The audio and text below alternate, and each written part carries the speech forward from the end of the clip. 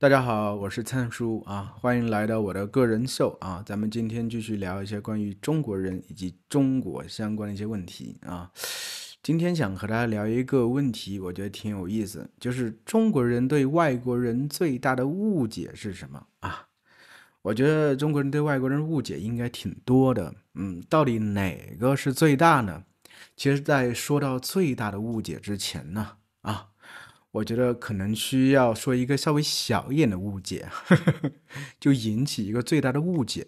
是怎么说呢？其实中国人好像整体而言，一说起外国人，想起的其实都是欧美人，对吧？整体以发达国家的人为主啊，所以其实说到这一点呢，就自然而然的引入了中国人对外国人一个最大的误解啊。最大的误解究竟是什么？你肯定很好奇啊。最大的误解，其实我觉得就是中国人不知道是不是因为之前的教育有问题，还是接受的信息有问题啊。中国人一直以来觉得这些发达国家的这个西方人呢，整体是不懂人情世故的，就是说的难听一点点，就是可能脑子转不过弯来，有点笨啊，不像中国人那样那么灵啊。为什么这么说呢？其实，在之前我们所接触到的信息啊，就说外国人都喜欢这个直来直往啊，有什么就说什么啊，对，不管在家里还是在公司，对不对？完全不在意会冒犯别人啊，完全很多时候是我行我素啊，就是我想怎么样就怎么样，比较在乎的是自己啊。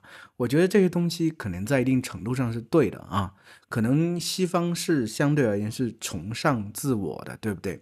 相对而言也是鼓励，就是更直接的交往交流啊。但是呢，我觉得啊，这个估计还是因为一个信息差的问题啊。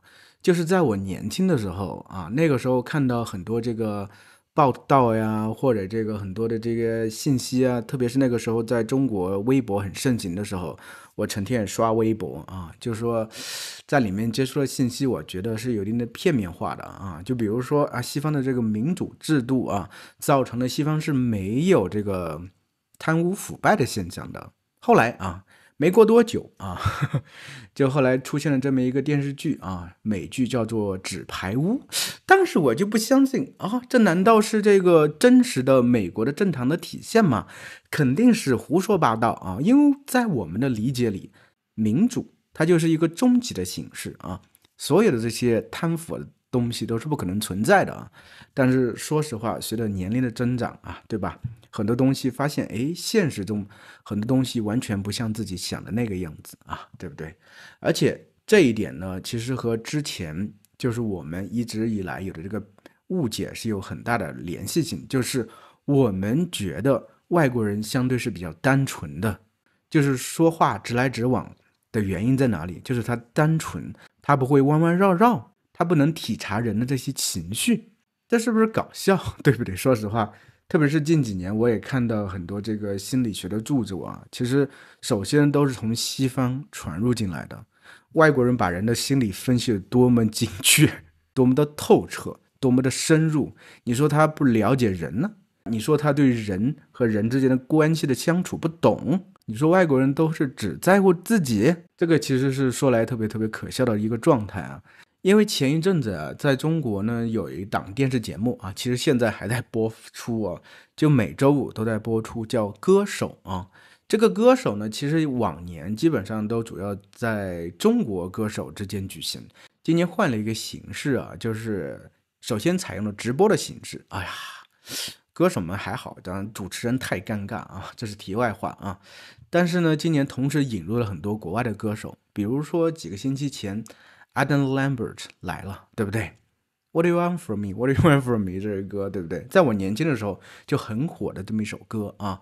Adam 参加了一期节目，只有参加一期节目啊，这个酬劳应该是很高的啊。但是当时啊，他参加完节目之后啊，在中国自媒体上一水儿的都是评价他的好啊，都在夸奖他。为什么呢？ Adam Lambert 在美国的话，或者在别的国家，他可能这个整体的这个穿着啊等等啊，都比较妖艳，对不对？烟熏妆啊等等，对不对？戴耳环呐、等等，是不是？还有美甲呀、等等，可能都是这个状态吧，我不是特别清楚啊。但是到中国这个舞台之后，哎，大家会发现，哎，他把这些东西都去掉了。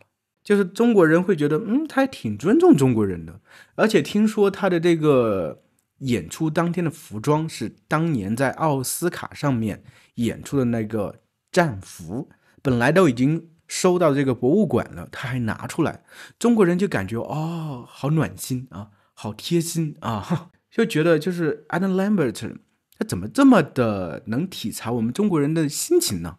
首先说到这一点，我就觉得这可能是不是在他们这个就是演出的条约里就有规定的呢？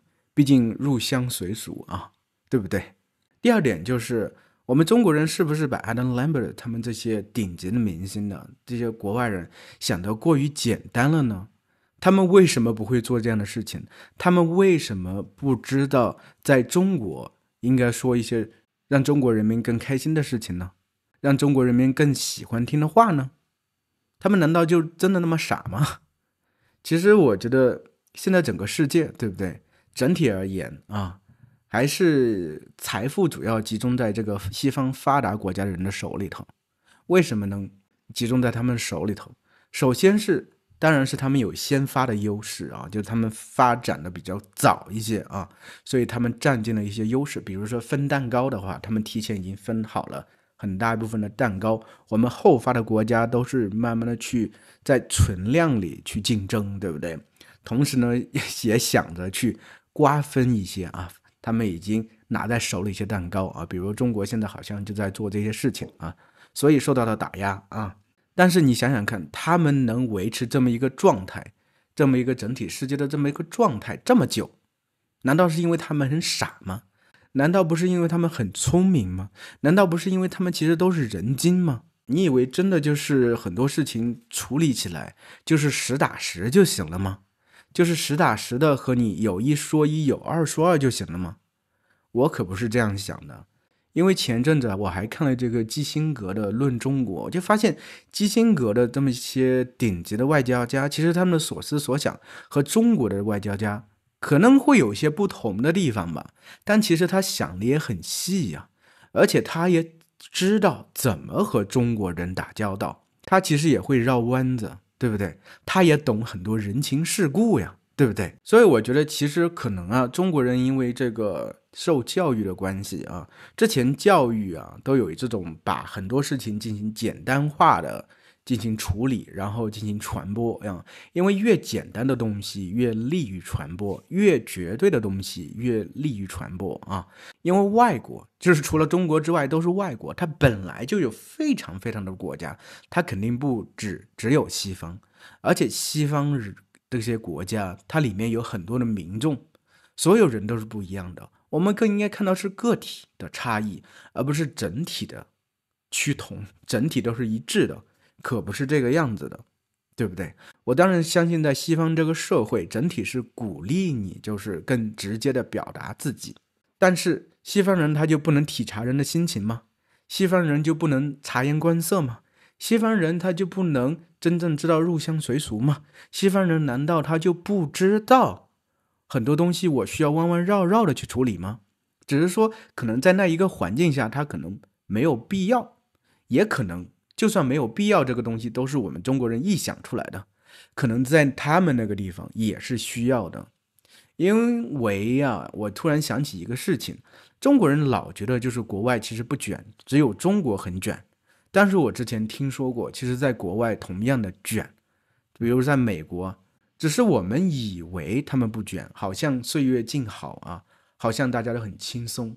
可能是不是他们的卷也是分阶层的？可能普通老百姓确实也觉得不用卷了，因为整个社会阶级这个分层已经很明显了，已经有点固化了。可能老百姓卷也卷不动，卷不动，所以他当然就不卷了。但是在上面上层人，对不对？他们可能卷得更夸张，只是你不知道而已，你没有在这个环境真正的生存过而已，你并不清楚。所以我觉得中国人醒醒吧，真的醒醒吧！很多事情可能真的不像你以为的那个样子。